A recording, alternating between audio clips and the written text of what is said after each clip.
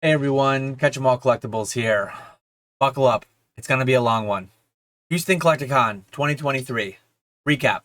Final Collecticon of 2023. I get asked very frequently, when is the schedule for 2024 coming out? I don't really know. I looked back, I did some digging in Discord. Last year before Halloween, we had the schedule. It leaked out in a leaflet that was going into a Heritage mail out or maybe a PSA mail out. But anyways, we actually knew before Halloween last year when the 2023 ones were. It wasn't confirmed like fully on the Collecticon website, as far as I recall, until late-ish December. And our first one for the year was in like mid-late February in Orlando. From what I've heard, those things are being shaken up a little bit. We might have to expect maybe not having Orlando as the first one and maybe having more dates, more locations, but hang tight. I will definitely talk about it when it happens.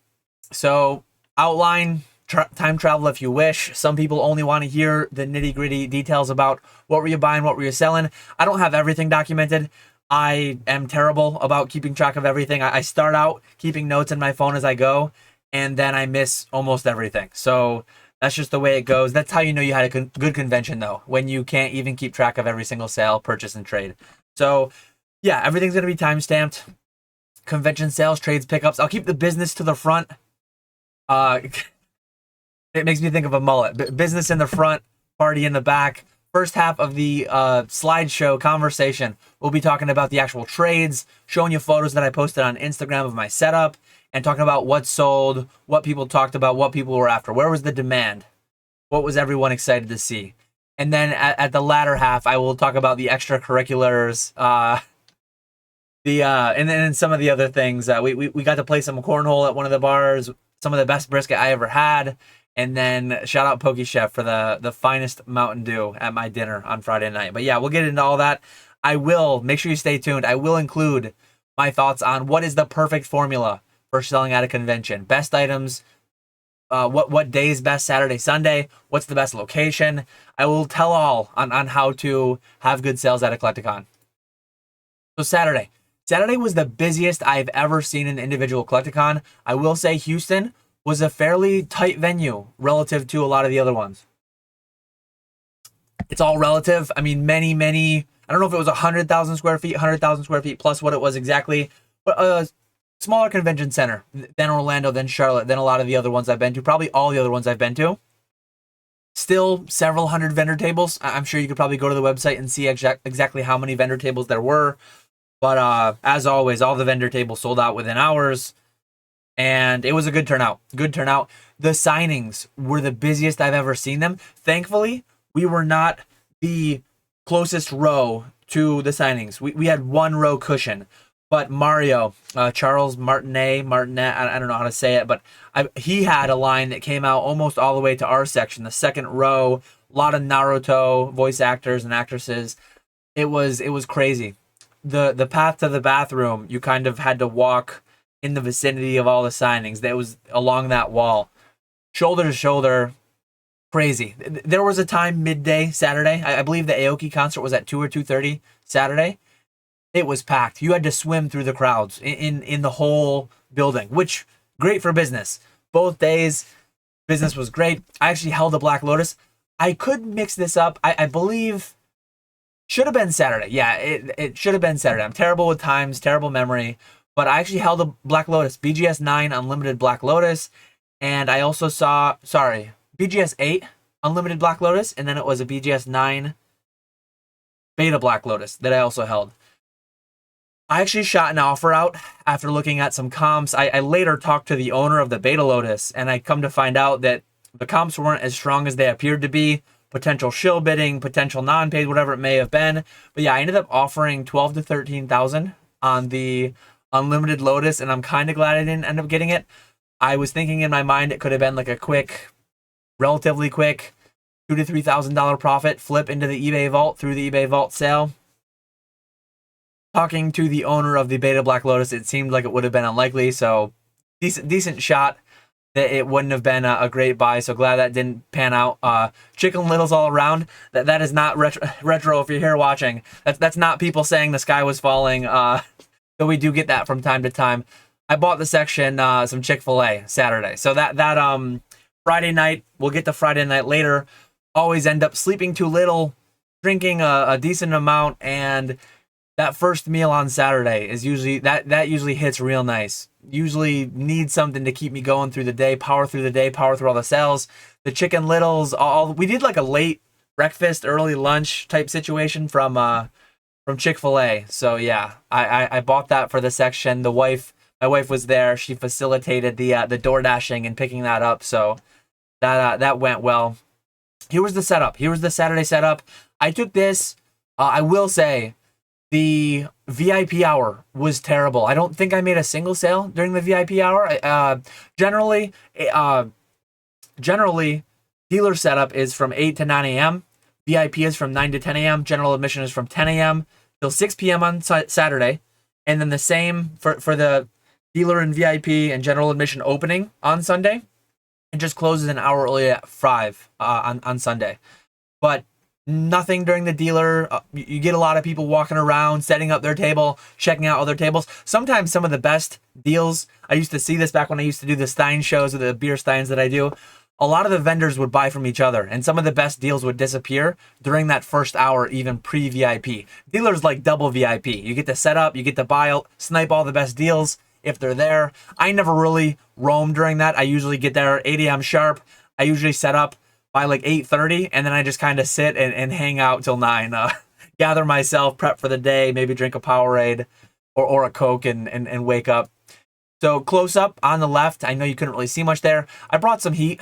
Front and center, I got my art academies. A lot of people were looking at the Fan Club EV. A lot of tire kickers on the Fan Club EV. I think that thing came out of the case a few times, looking at it front and back. I don't really remember off the top of my head how clean of a 9 that is. I don't think it's a 10. I think all the 9s in here were ones that I've looked at before. Probably not a high likelihood of a PSA 10, maybe a CGC 10, maybe a BGS 9.5 upgrade opportunity. But yeah, you got your WOTC to the left. You got some heat in the middle. You got some Japanese victory medals. You got the Fan Club Porygon and Eevee. You got the Art Academies. None of those big ones in the center sold. The Moonbryon did finally sell. I did have the Moonbryon at 900 in Charlotte, and it did not sell, even though PK sold one up front for 900 on behalf of a consigner. I had this for 800. I think I ended up going 775. 775 cash, boom, done. I put that next to the other Moonbryon, and then you got some base first hollows. You got a Vaporeon Skyridge ended up over on that side, away from his other Skyridge brethren. You got some Champions Festivals, raw. None of them sold. I probably won't bring them anymore. Those things do move slowly on eBay at a little bit more than that. So I price everything to sell. I price it all pretty well, cash prices. I had a few of the web packs here. A lot of people looking at the web packs, knowing what those were. The price discrepancy, a few people asked. Gengar packs, Blastoise packs, Venusaur packs. No sales, but a lot of people looking at it. A lot of people interested. Some people asking what they were. Pretty cool item there on consignment. And on the right side, so the left side, I had my WOTC vintage stuff. A little bit of spillover WOTC. I had my heavy packs in the middle. I did have Jungle and Base Unlimited heavies, hollow guarantee. I will say that I sold one. For anyone who watched my stream pre-Houston, a couple weeks ago, whenever that was, Jungle is tough to weigh. I think I had 5 confirmed heavy packs that I was fully confident in, 2 or 3 of which sold pre-Houston. And I had maybe, therefore, I had maybe 10 packs in the middle that 7 of those 10 would include a hollow. I just didn't know which 7. Well, I sold a heavy to somebody, and I'm saying, let me give you one of the packs that I'm pretty sure is a hollow, but I'm not positive. Pull the light. Pull the non-hollow. So Dan, Catch 'em All Collectibles, rip it in front of me, financial guarantee, hollow guarantee, whatever you want to call it. I gave him a confident heavy after that. Pulled the Jolteon. So yeah, I did end up getting wrecked a little bit on selling a heavy pack that was actually a light. Anyone who bought that was taking it away from me, I always give those ones the heavy that I'm 100% confident, 99.999% confident. And anyone who's ripping it in front of me though, you do the EV on it. You calculate. Well, you got 7 heavies within 10 or 12 iffy packs. You're better off losing a few sold as lights and ended up not getting the hollow than if you just sell them all as lights. So yeah, EV, it's plus EV. Even though it stings when they open a non-hollow, it's still plus EV to go that route. I did have the felt hat Pikachus. Felt hat Pikachus, no surprise, were hype. There was one guy going around buying them all that he could find as low as possible, but up to 120, 125, I want to say. He had a buyer. He had a snap buyer at like 135 for up to 50, 100, hundreds of copies. I don't know how many copies exactly. Of course, you've got the obligatory Celebration Charizards, PSA 10s, PSA 9s. I came home with one PSA 9. So this PSA 10 stack at one point went to the top of the case. Maybe you can fit 10 to 12 cards high. I forget exactly how many. All those sold. So all the, not surprisingly, all those sold. I sold one on eBay while I was there that I forgot to delist. So thankfully, that one had not yet sold. I plucked that one out and the rest sold. So I took one home that had sold on eBay at $260, mind you, with a little bit of an ad rate. If I remember, check that video above, talking about Celebration Charizards, talking about selling on eBay being pay to win. I think I have a couple of videos there that are relevant with respect to the PSA 10 Celebration Charizards. Selling one for $260. When on eBay, they generally go between $170 and $200.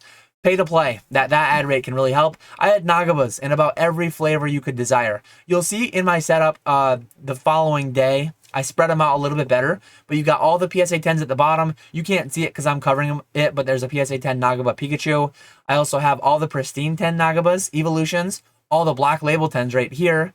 We've got Japanese PSA 10 001 SVP. We've also got black label and pristine 10 001 SVP. So I had all the flavors of all the Nagabas and the 001 SVPs. Naturally, they all sold pretty well.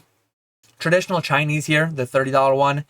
The card you can't really see, I believe it's a Champions Festival from 2019. I came with one of those and I went home with two. Talk about that later. I had a nice big trade.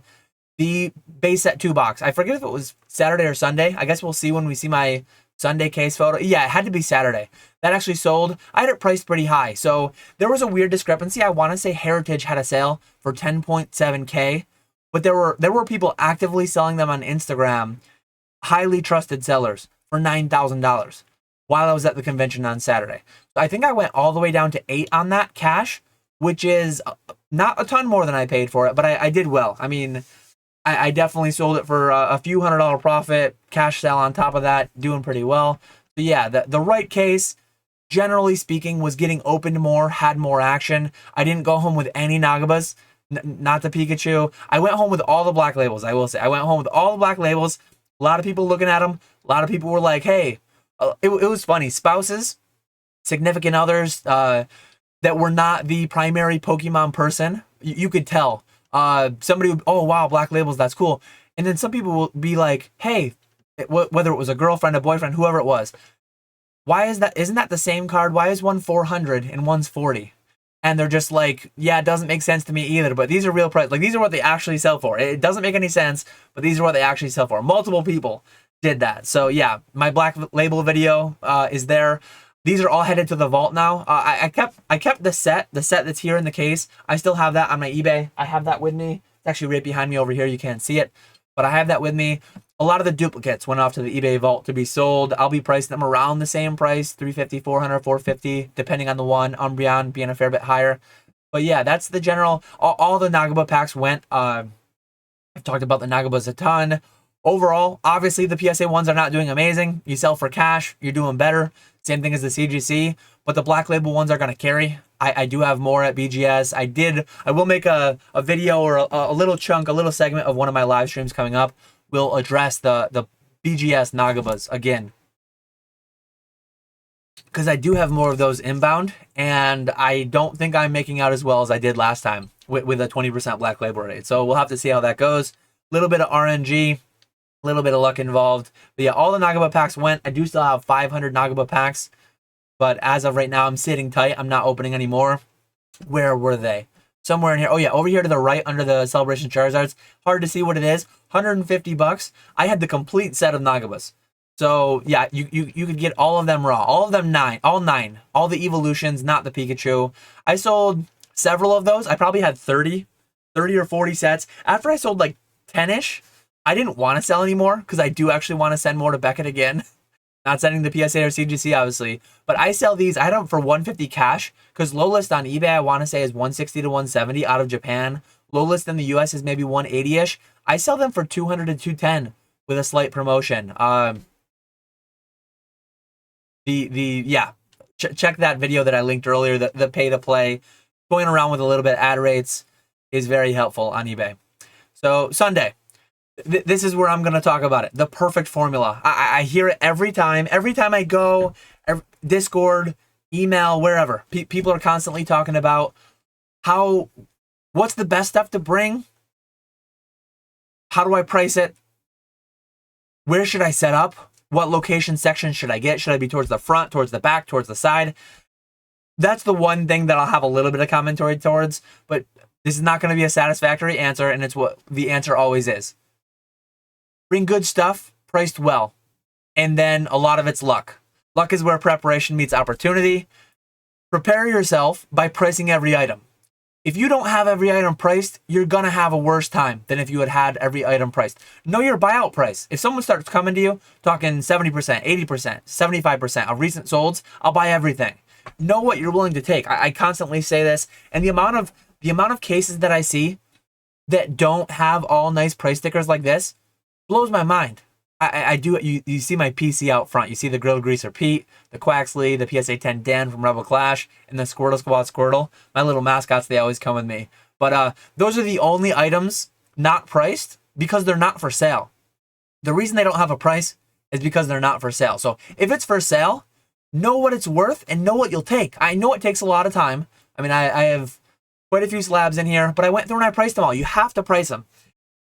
And know what you're willing to take, and that way if you run to the bathroom too and somebody is watching your table for you, I had my wife there with me, and then sometimes I don't have my wife there and it's just the person next to me. Hey, go down 5%, 10% if they got cash on anything. If it's XYZ, maybe go down 20%, whatever. Call me if it's something big. But when you have an entire case that's not priced, you're not ready to sell. You're not ready to sell if your items are not priced, in my opinion. So there's no perfect formula. Price your items. Ideally using a label printer if you have one of those. The price guns, the stickers on those are so tiny. You can see these a lot better. They're a lot clearer. You can see these from here, what the prices are. So shout out to the price guns. Go check out my website, affiliate link for the items that I use on the products I use tab. Every single convention though, I'm selling someone their first slab. And sometimes it's modern, sometimes it's vintage, sometimes it's mid-era. You never know who's going to walk by. And every single time, every single convention I've been to, probably 10 or more Collecticons at this point, there are people asking about a card that I have at home. I can't bring everything, right? I always get one table. Each case holds about 60, maybe 60 towards 80, 100, depending on how much you're willing to overlap. I always have some items at home that people would have bought if I had brought with me. I always say, take my card. Sometimes they go home, scan the QR code, follow me on this, that, buy the item on eBay. Many times they probably don't. A lot of it's just luck though. You can increase your odds of being lucky if you bring good stuff priced well. If you're bringing the most niche, mid-era, unlimited Japanese, whatever it may be, priced super high.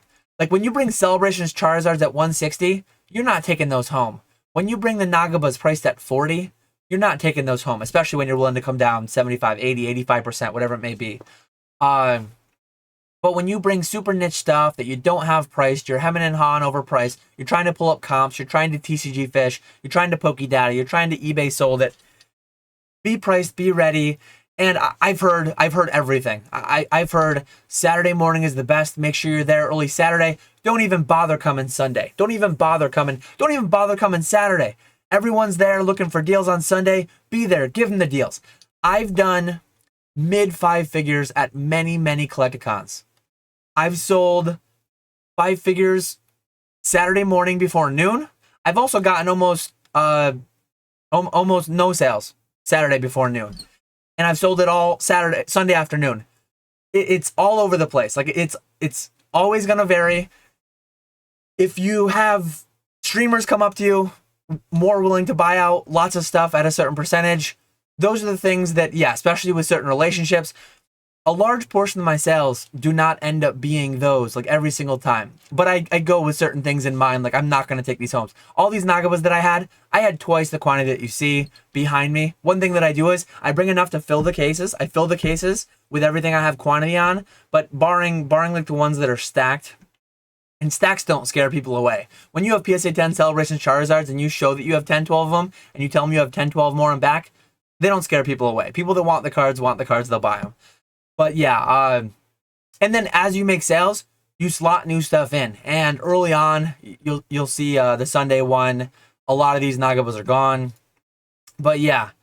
And then another thing that just goes to show you, luck is a big factor. Every single Collecticon that I've been to, another thing that always happens. Oh man, I can't believe you have XYZ. I can't believe you have the Dark Espeon from Neo Destiny, PSA 9 First Edition. You have it for $480? I just bought it for $600 over there. And I'm like, I don't know what to tell you. You should have done a full lap. You shouldn't have bought at above eBay low list when you could have browsed the whole convention floor. Nobody checks every card in every case at every table of the whole convention. Nobody. You can't. It's too big of a convention. Maybe if you spend all 8-9 hours both days and that's all you do, meticulously going.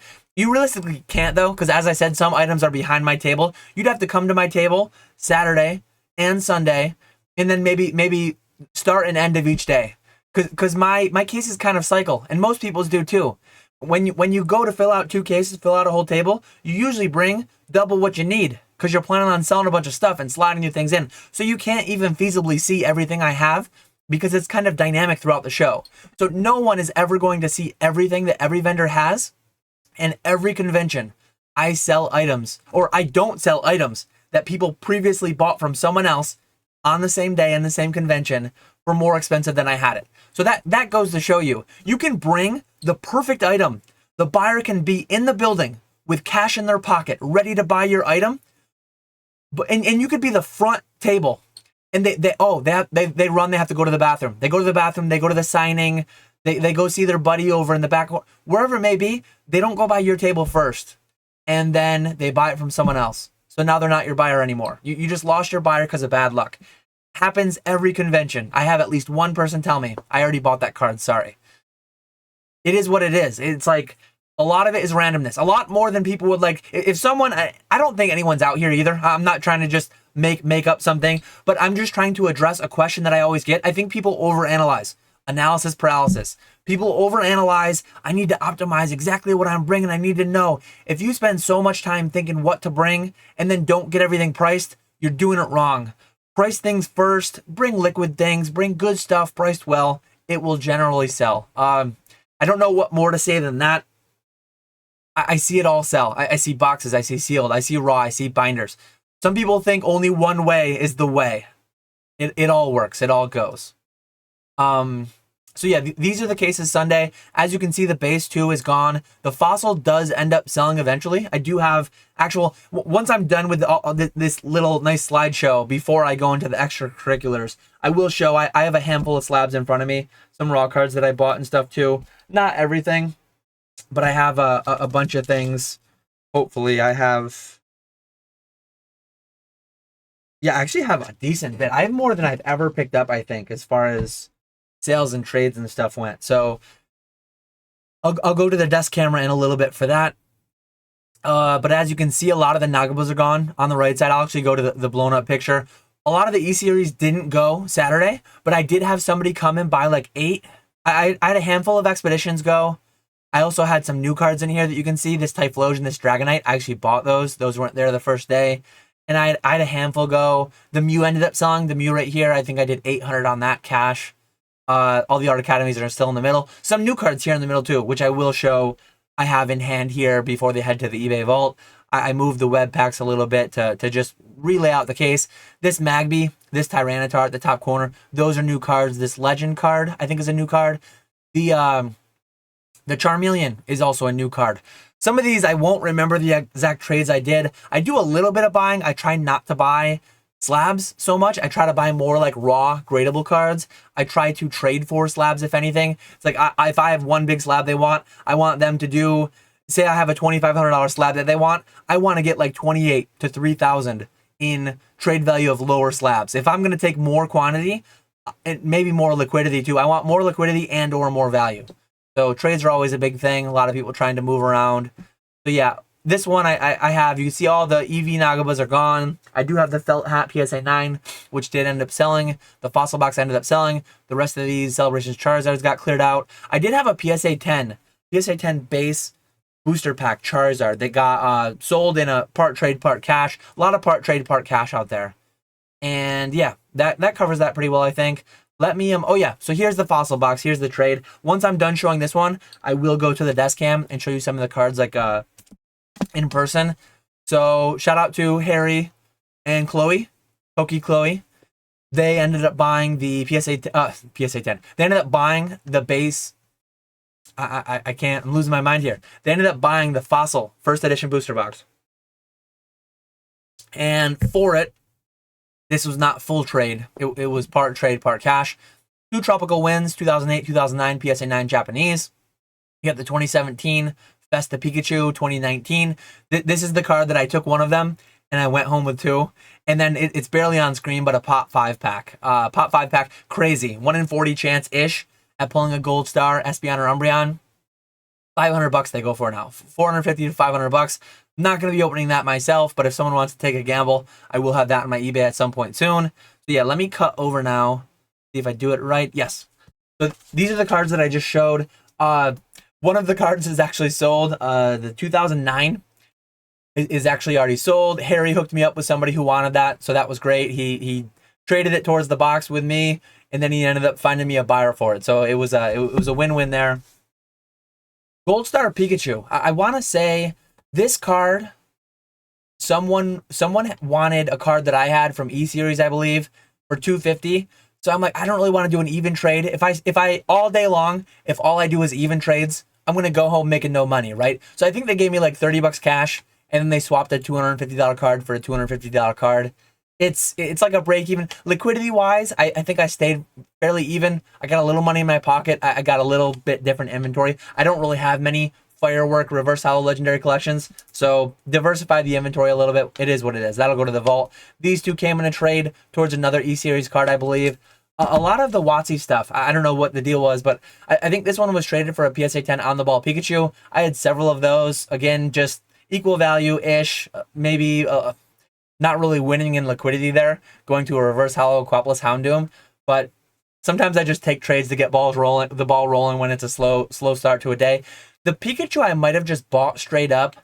I can't. Usually what I offer is, if I have it in my case, because there are a couple times where I've bought an item that I actually have for sale, I'll usually tell them like, hey, this is what my cash price is. It's still here. It's still in my case. I've not sold it. I'll pay you 70% of what I have it listed for.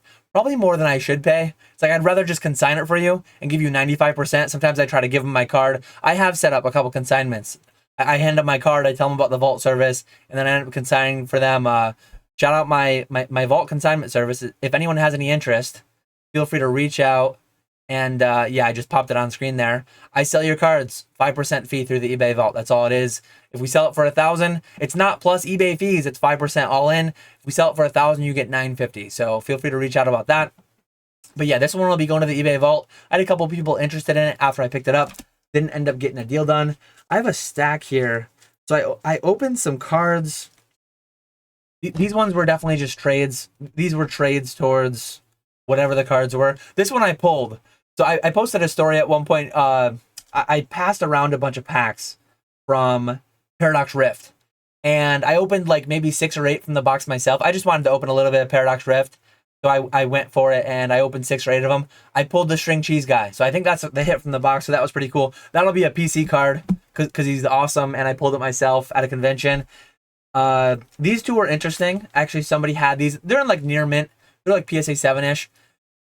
They bought both of these in PSA 9, and they traded these in as credit. I gave them 70% or whatever recent sold on these, and then sold the other ones at full sticker. Close to full sticker, maybe rounded it down a little bit. A couple more random pulls from Paradox Rift.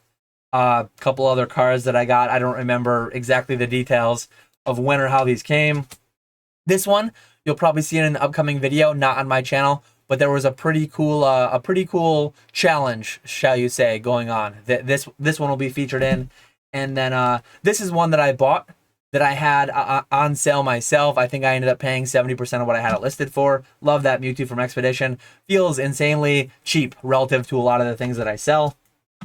Going on, I bought 6 of these. So 4 of these already went to PSA, the cleanest ones of the 6 that I bought. But I want to say I did not pay $300. I think I paid $1,500 for 6. So I think I paid $250 each.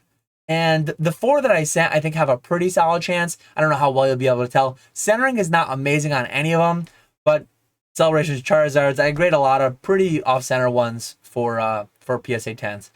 There's a card that came in as a part of a trade. It was actually these 3. So I did sell a card that was on my eBay through consignment. I sold a Zorua illustration card. These 3 were traded towards that card on top of cash. So yeah, not too often that I'll do that, but it is somebody that that I kind of knew and had been talking to before the card went to the eBay vault, and then ended up pulling it out because we got this deal done in person. So that was great to do. Some people might have heard about these Omega Mystery Packs. This is something that Zach is working on. Zach is full-time Pokemon right now, Gem at Pokemon, and him and his boss are doing these.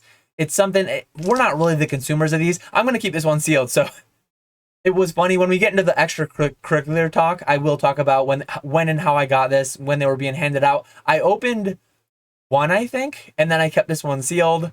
Maybe I'll create a sealed collection of every Omega Mystery Pack. This is the beta second run. I got to go back and find an alpha now so that I can have a complete collection. But yeah, I'll talk about that more when we get into the extracurriculars. This one is funny. I actually took the PSA 9 base first Charizard for several PSA 9 and 10 Celebrations Charizard. So I traded up, traded down, traded backwards, however you want to call it, into a regular, like, unlimited base Charizard PSA 9 from my Celebrations, and then a couple other cards that came in trade or purchases. So yeah, I think that covers. Let me go back to the let me go back to this and see if there's more. So here we go. I have a lot of pictures that I'll flip through as I start going. But for now, let me ramble on about each day, what kind of happened. So Friday I got in maybe 11 or so. The hotel was one that actually for $50 more or so extra. I think normal check-in time was 4 p.m. Sometimes you can not pay for it. You can go early, get lucky, they'll have a room ready. I didn't want to screw around. I didn't want to carry my stuff with me for hours. I wanted to go out on the town and do some stuff. So I paid the extra $50. It didn't even say a time. It was just early check-in, $50. I got there at 11:30, whenever it was. Check-in easy, smooth, drop the stuff. My wife and I spent the day with just the wife. I told her, up till dinner, it's you and me. Let's do Houston. Let's cross Texas off our map. We have a goal, lifetime goal, to go see every state. So we got Texas marked off our map. But yeah, we went best barbecue, not best barbecue, best brisket I've ever had, probably. I had pulled pork. I had some other stuff. Let me just show it. So J Bar M, pretty new place. I want to say it's only 2 or 3 years old. Came up walking distance from the hotel, from the convention center, and reviewed really, really well. It was one of the top 10, top 25 new barbecue joints in Houston. This was the thing. I wish I took a better picture. But yeah, mac and cheese, coleslaw, turkey, which I wasn't crazy about. It was almost like it was a deli turkey, like a big deli turkey cut. It didn't seem like a turkey breast. It didn't seem like an actual cut of turkey, which was strange. The turkey was not amazing. Hindsight wouldn't have got it, but I love to try a lot of everything. So we got the platter of 4 meats and we shared that. The chicken was pretty decent. I can make better chicken. I do make better chicken. My wife did share the same sentiment. The pulled pork was really good. The pulled pork, you can see some people are big on scoring the fat. Score the fat so that it like opens up some, so that it doesn't pull, so that it opens up, gets more smoke into it, and crisps up better. This was really crispy, nice little bit of fat there. Once you peeled into it, which I didn't take an after picture. Once you peeled into it though, like the pork all pulled really cleanly, smoothly. And then the brisket, they left a pretty decent fat cap on it. There are various opinions on how much you should trim a fat cap. You want to leave something there. Fat is flavor. The fat was delicious. They actually left more fat cap on theirs than I do generally, and it was delicious. Really, really amazing. I wish I didn't have the bread in the way of all the brisket, because the brisket, they give you some of the flat, they give you some of the point. The point and the flat on point. very on point. I think that was a Guy Fieri thing from I used to watch that Diners, Drive-ins, and Dives some. But anyways, Friday, that was the food. That was lunch. So the wife and I went there. We walked through some parks. I want to say the place was called the Mount. I'll tell you in a little. I'll show you in a little bit. I took a panoramic picture from atop the mount. It was like this big spiral thing. You walk up around the spiral, and then you're just like 50 feet in the air. I don't know how high in the air exactly, but yeah, there's a big hedgerow, big walkway all the way up. Pretty cool. Decent little view. It was in the same vicinity as the Museum of Science, which we went to. We went to the park, Museum of Science. We did the planetarium there. We did the King Tutankhamun little walkthrough exhibit thing. That was pretty cool. And then we did the steakhouse. I will have a photo from the steakhouse, couple of photos from the steakhouse. Shout out again, Poke Chef Matt. He hooked me up. He hooked me up real nice with the he called in. Well, yeah, I told him when I was going and well, what location, what time, and then he like set up the reservation, and he gave him some special instructions, which we'll go through in a little bit. But yeah, the wife and I, barbecue, parks, museum, and the steakhouse. I put in here celebrity spotting. My wife thinks she saw Simone Biles. I don't think it was her. I saw the same person she saw. Looked similar to her, but it was a random thing. And I'm not big on celebrity. It would be weird to just go up and say like, hey, even if it was her, if it wasn't her, it would have been weird. If it was her, it would have been weird too.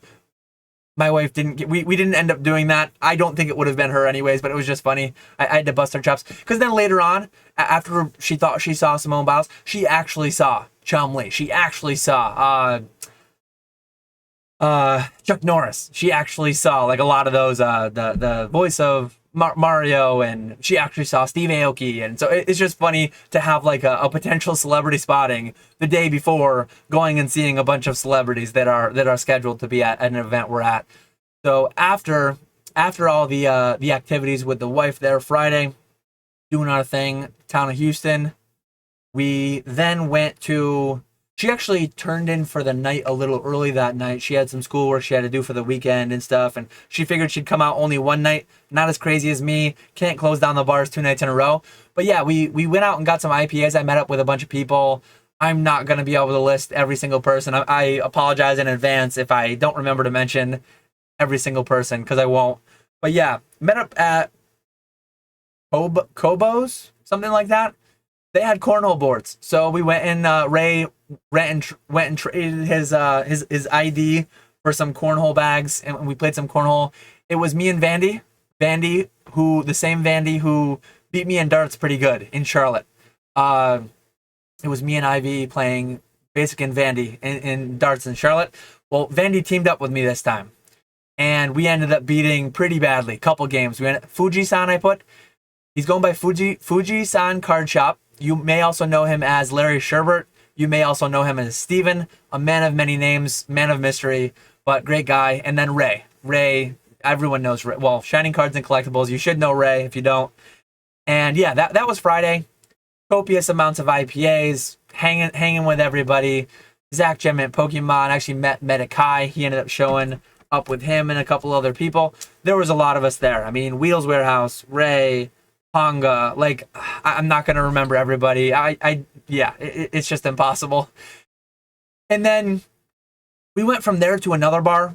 I had no idea what that place was called. Good IPAs at every bar I went to. I will say, usually what I try to do, I drink my certain slate of IPAs at home. I try to do some local IPAs. I try to taste the area with the IPAs, and whatever I was drinking. What have you got that's a local Houston, Texas IPA? And they always had me hooked up with something good. I think there was a couple times where I was doing cans of something more national, but I was definitely doing some local ones too. And yeah, we went to another bar. It was a pretty cool place. There was a pretty decent sized bar, nice indoor, like outdoor areas, and yeah, not too much else to add about that. We hung out. Talked a little bit about Pokemon, talked a little bit about life, as we always do. Talked a little bit about like in-depth, the deep stuff you can't get on YouTube, can't even get in Patreon, can't get behind the paywall. Shout out Pokenomics Paywall. We go deeper there than we do on YouTube, but the deepest you'll ever find, the deepest, darkest information you'll ever find is always in person over some IPAs at 2 a.m. at a bar as it's closing. So, yeah, then we go on. We closed the bar down. We headed back to bed by 2:30 maybe. Drink the Powerade, have some snacks before bed. 7:30 a.m. sharp. I did not disappoint. There was one, Denver. I want to say it was Denver last year. I guess I partied a little too hard at Swami's, and I was a little bit late setting up Saturday. Since then, I have not been late. I've been at 8 a.m. sharp. 8 a.m. to 8:10 a.m. I've been there for dealer setup time, and 5 hours of sleep is plenty. I mean, 5 hours of sleep is plenty. Some of these people going to bed, I mean, you got to do what you got to do. Do you? Some of these people going to bed 8 a.m., 8 p.m., 9 p.m. It's like, man, the night is young. The night is young, and we're young enough. So I always try to get the most out of my Collecticon, and sleep is last on my list of things to do. Saturday, we went to a place called Truckyard. It was like an outdoor type place. You actually sat. Again, I'm terrible. I don't have pictures of anything. I have pictures of my tables. I'm always good about that. I don't have pictures of like anything. But yeah, me, there was a decent little crew of us. Weedle, Brad, Ray, Ponga. There was a good little group of us getting together, and they had a couple food trucks. They had like a little restaurant area that was fixed, and then they had a couple of food trucks that I think swap on different weekends, different nights, whatever it may be. They had a barbecue food truck, so I got brisket nachos and a brisket sandwich and a pulled pork sandwich. The 3 things for my wife and I to split. Pretty solid. One thing that I will say, Friday, that brisket set a bar that nothing the remainder of the weekend. I will, like, the steak that I will show you from Capital Grill. The thing about, like, I can make a really good steak at home. The steak was amazing. Steak was really, really solid. But I can make a really good steak at home too. Brisket is something I've not yet perfected. Like, the pulled pork was really good, but I've made pulled pork that competes with it. The brisket, I've not made something that competes with. So I love getting food out that I can't do at home. So steak is usually something that, like, I don't go towards. But if I do, I will say at Capital Grill, it was a great aged steak. I can't age steaks at home, or at least I've not tried yet. So I always try to get an aged steak when I go out to a steakhouse. So I'm getting something different that I can't replicate at home with my Walmart steaks. Before someone says that in the comments. We also did get king crab. Sometimes we get snow crab to do at home, but I don't think we've ever gotten king crab to do at home. The king crab hit real nice. So yeah, after the Truckyard, we went back to the trade night. That was when I got the Omega Mystery Pack. So Sean and Zach had these cases of Omega Mystery Packs. I was trying to not make eye contact too frequently with them, because anytime I'd make eye contact with them, they'd just chuck a slab. I can't believe no one got hit in the forehead. It was hilarious, actually. Slabs were just flying all over the place. So for anyone who doesn't know what the product is, it's actually like a mystery product. It's inherently a mystery product. It's like, so inserted, I want to say there's 200 to 300,000 of these created for the beta run. There is inserted the CGC 10 base first edition Charizard, CGC 10 base, CGC 10 Neo Genesis first, Typhlosion. Like, there's some great cards seated in there. A lot of them are going to be lower than the price you pay on average. I want to say retail on these is 30 a piece, 300 for a case. Retail, wholesale might vary depending on who you are and how many you're buying. So I'm not going to get into the prices on those. But yeah, Google it if you're interested in buying any. I saw some opened. I saw many open that were like below 30. And then I saw a couple open that were a fair bit above that too. Brad G Cards made a video recapping Houston. He pulled like a $90 card from it. So there's a $20,000, $30,000 card. There's $90 cards. There's definitely $10 cards as well. $5, $10 cards. So like any mystery product, it is what it is. Some people love them, hate them. They're not really made. If you're watching this video 43 minutes in, you nor I are the core consumers for that product. I think that goes without saying. So some people really, I mean, I've made videos talking about my thoughts on the mystery products. As long as they're open and honest about the contents. I actually opened some PokeRev packs. If I remember, I'll link that video. I opened some PokeRev packs and I talked in depth about like the EV, how much I got back, and yeah, what the morality and all that stuff behind it. And my opinion has always been, I'm not the buyer for it. As long as the buyer isn't being rug pulled and being completely bamboozled, I think it's all fair game. So yeah, the trade night was in the it was in the hotel I was in. What hotel was I in? Marriott? Yeah, I think it was a Marriott. Anyways, right across from the convention center. It was nice because there was a room was fairly small, so that room filled up pretty quick. A lot of people had binders out on tables, had cases, slabs out on tables. I never go to the trade nights to actually trade or do business. I sell all day Saturday, I sell all day Sunday at the convention with a table. People come to me, I buy, trade, sell. I don't need to sell from the hours of 9 p.m. till midnight more because I've already done that all day. I want to have some drinks. I want to talk to a bunch of people. And yeah, I pretty much just hung out. I was over outside of like the spillover of the trade night was outside of that room. There was a bar area. I may or may not have had a backpack of IPAs that I had purchased for my room. So I had a little bit of cheap libations that night, which worked out well. Hanging out with Ponga, hanging out with Brad, hanging out with the boys. Radar was there, Pokey Chloe and them, Zach, Sean, all those, Master Set Games, Sam, all those, like tons of people. I'm not going to get every name, but it was funny. At one point, Zach, Gem at Pokemon, got a little sleepy, so he might have taken a little nap on the couch. Greeny was there too. Those guys ended up taking off. Nick, not old school Pokemon Nick, he didn't go. Gem Mint Collectors, not Gem Mint Pokemon. It's so confusing with so many names, so many similar names. You got Gem Mint Pokemon, you got Gem Mint Collectors, you got Nick Gem Mint Collectors, not Gem Mint Pokemon, also not old school Pokemon, the other Nick. So lots of people, but yeah, Nick, Zach, and Josh went on their way, staying at some Airbnb off-site, I believe with Medikai as well. And I went to the bathroom.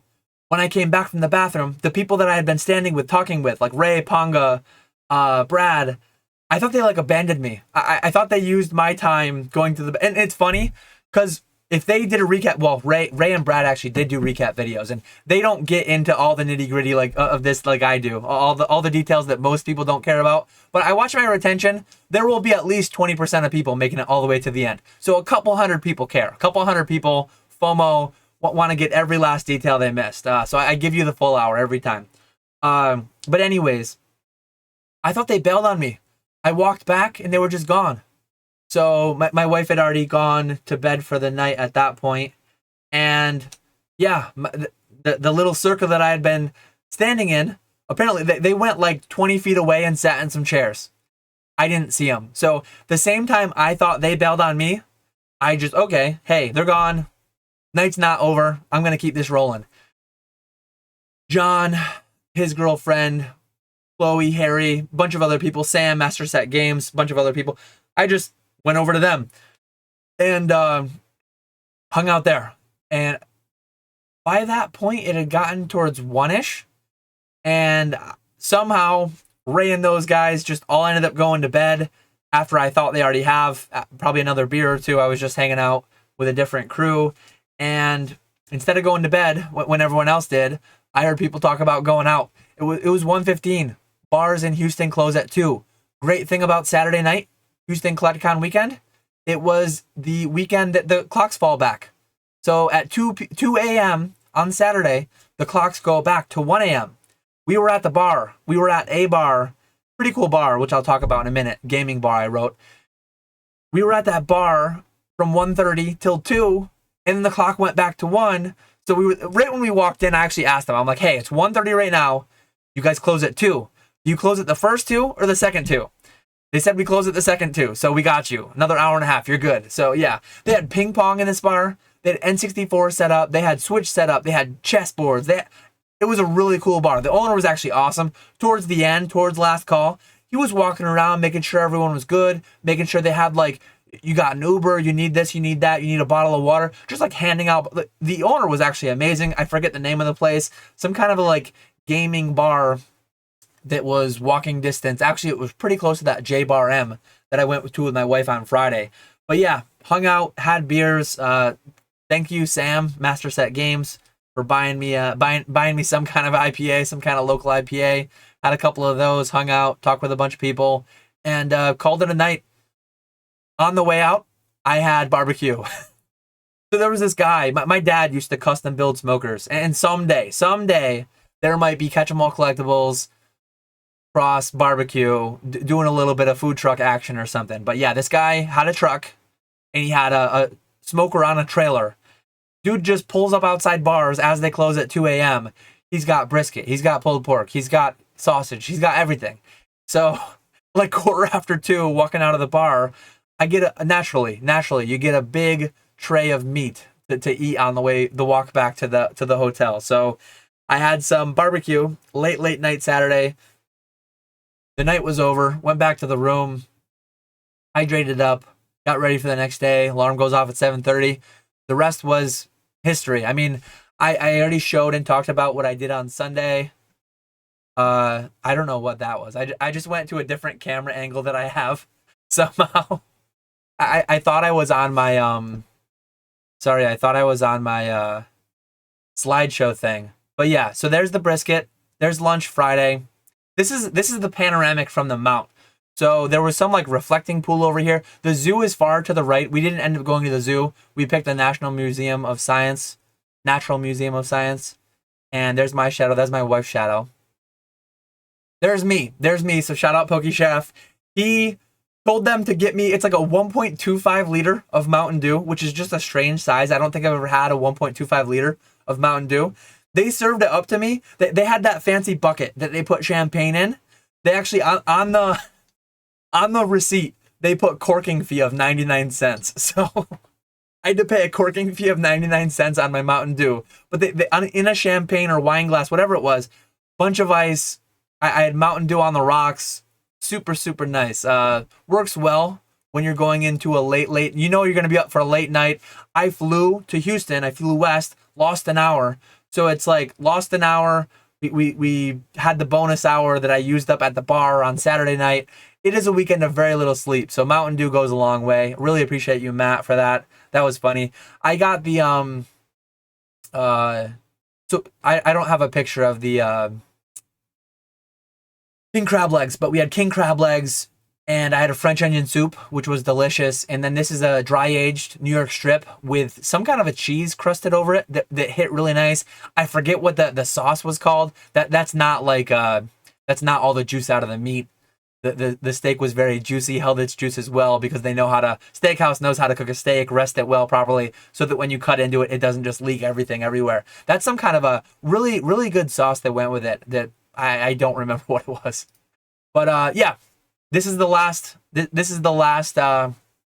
slide here. Shoutouts. Wrapping it up. The section. So the section included myself, Jake Smith, Bandy, Ponga, Connor, Ray, Brad, Larry Sherbert, also known as Fuji-san, also known as Steven, and then Chris, Weedle's Warehouse. So yeah, this is just a little screenshot from the spreadsheet that we keep for when the section's booked, planning all that out. Oh yeah, that's one of my other videos. So the only recaps I've seen posted, I just wanted to shout them out. If you want more Houston recaps, unfortunately, a lot of these people don't have YouTube channels. Wheels Warehouse does. So Chris, if you're watching, this is a call out. You need to go make a recap video so that we can have more content to consume. Charlotte, we were blessed because 5 sections worth of people went and we had recaps from every which way. I know Pokey Chloe made a video, which I saw. Ray and Brad G also did recaps, which I saw. We need more though. If you're starting for Houston Collecticon recap content, so am I. Go comment on Wheels Warehouse latest video asking him where the Houston recap is, and maybe he'll hook us up with that. I met so many more new people than this, but some of the new people that came to mind, Edison and Nate, they both came to me Saturday or Sunday, I forget which day. Shout out to them for coming to find me. I tried finding them later on when I was wandering around. Sales were so busy, it was hard to step away from the table. But yeah, you may know Edison as Isle Collectibles on YouTube. You may know Nate around Discord, various other places as Sub F. And then Medikai. Medikai is also another MetaZoo partner who I talked with a fair bit more Friday night. But yeah, cool to meet you guys. I met a million more people. I can't remember everybody. But yeah, this was our section. I want to say, if I can remember, Ray was immediate to my left, going around counterclockwise. It was Ray, then Ponga, then Chris, then Bandy was over there, I think. Connor, Larry Sherbert, Jake Smith, and then Brad G was immediately to my right. So yeah, I think that covers everybody, gives you the whole rounds. Someone needs to be better. It's never going to be me, but someone needs to be better about doing like group photos. I'm terrible with it. Shout out to Jackson, actually. Jackson actually came up to me, goes by Wicked Whalelords on Discord, I believe it is. Came up to me and did a picture. Hey, can I do a picture with you? I love when people do pictures. I'm not a big fan of pictures in general, but capturing those moments that I never, like, I always, on my flight back from the weekend, I always look at my camera roll. It's a couple pictures of the food that I ate. It's a couple blurry pictures from late night at the bar that I don't even know what I was trying to take a picture of. Couple slabs, couple pictures of my case, whatever it may be. I don't take enough. Like, I would love if we had a group shot with our whole section in there. Sometimes we get them, sometimes we don't. I'm never going to be the person to take the initiative. But if you see me, don't be shy. Ask me if I want a picture. Throw it in Discord. Tag me somewhere. Love to see them. Love to see them. So, yeah, I think that's everything. I probably missed a bunch of stuff, but it wasn't as fresh as I like it to be. My voice only just came back a day or two ago. So, this is what we got. I'm recording this on Saturday. A week ago, I was in Houston. And then you'll see this on Monday. So, yeah, by the time you see this, it will be Monday of a brand new week. We will be anxiously awaiting the new slate of Collecticon shows. I'm looking forward to that, and I'm looking forward to seeing you, hopefully. Whoever you are, let me know in the comments below what you thought. Let me know if you made it 56 minutes. Let me know if I will see you at a Collecticon in 2024. I hope to, and I appreciate you all watching. I will catch you all later.